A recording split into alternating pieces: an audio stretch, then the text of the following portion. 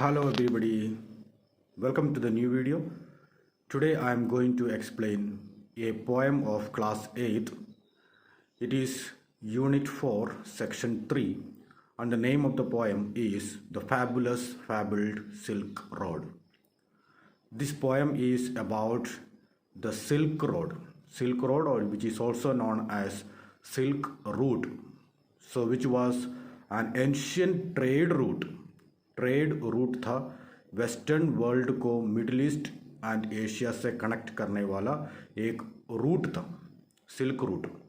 And उस silk route के बारे में एक पोएम लिखा है एंड उस पोएम के बारे में है आज का जो लेसन, आज का एक्सप्लेनेशन जो है। And the poem which is written by Uma Raman has written this poem. Okay, so let us see the poem.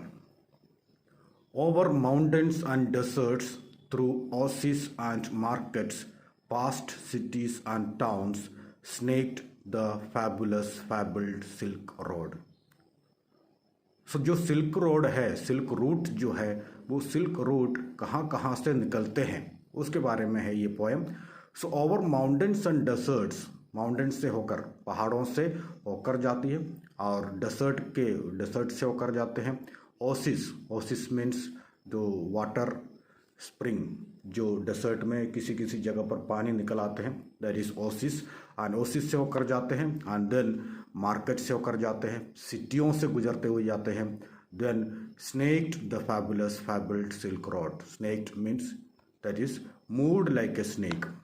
So long curve के साथ ये जो सिल्क रोड बना हुआ है, fabled silk road। fabulous means it is what you call extraordinary, बहुत ही extraordinary जो road है वो है silk route and fabled means very famous। and so now waving a web of routes and paths all through Eurasia was the fabled silk road। and ये जो road है weaving a web of routes के जाली बना रखा है, जाली जैसे बना रखा रूट्स है। And which goes through Eurasia से होकर जाती है, यूरोप एंड एशिया मिला के है यूरेशिया कहते हैं, यूरेशिया से होकर जाते हैं, that is the fabled silk road.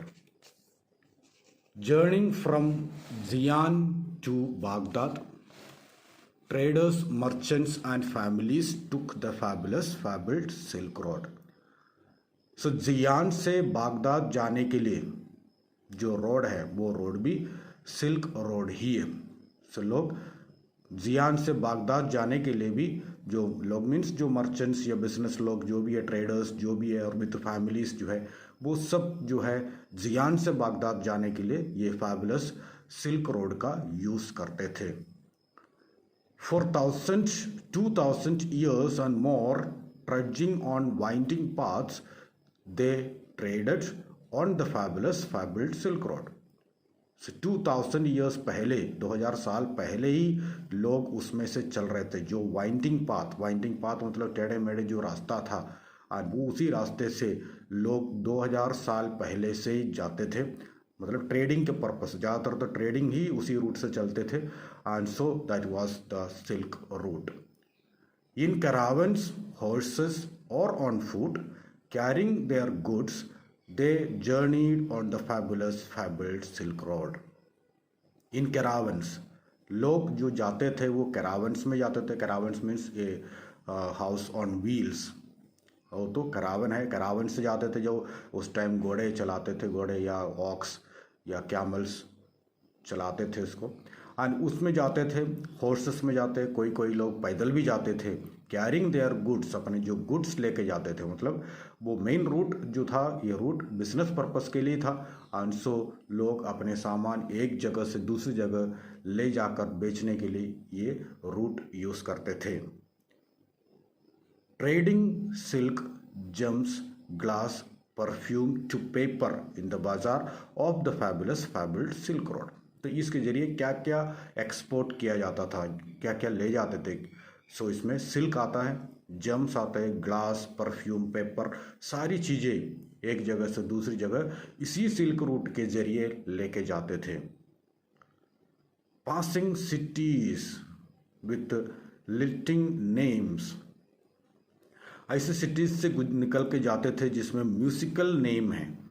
ऐसे बहुत सारे सिटियों से होकर ये जो सिल्क रूट जाते हैं तो जिसके म्यूजिकल नेम से अजीब प्रकार के एक म्यूजिक साउंड जैसे एक मतलब सिटियों के जो नाम है वहाँ से गुजरते हुए ये सिल्क रोड जाते हैं। वो सिटियों के नाम जो है वो लिखा हुआ है Turfan, Khotan, Kashgar, Kashgar, Samarkand, and these are the places through which the Silk Road went through. Places mean these are the cities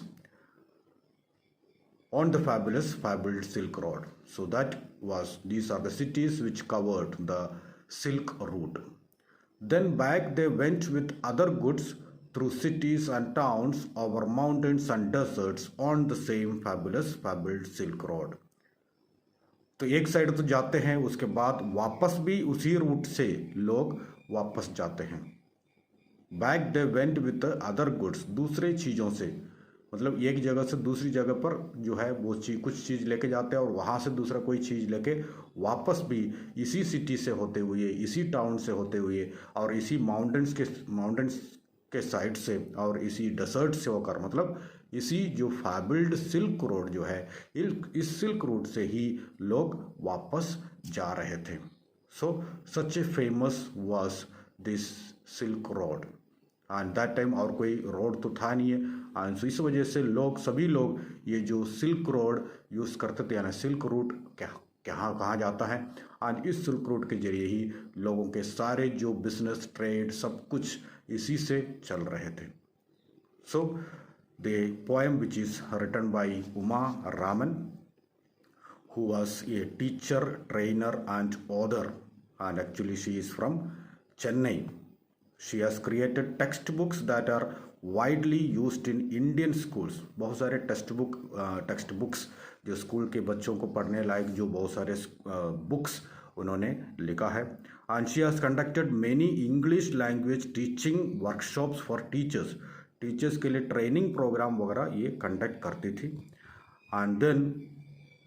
and has been a speaker in many international conference वगैरह में भी ये जो है जाती थी।